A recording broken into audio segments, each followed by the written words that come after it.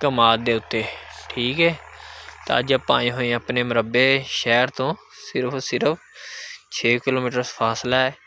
तो माशाल्लाह हर आसे पासे ग्रीन बेल्ट है, हरा हरा हवा, सुकून, अपने दरख्त, माहौल है।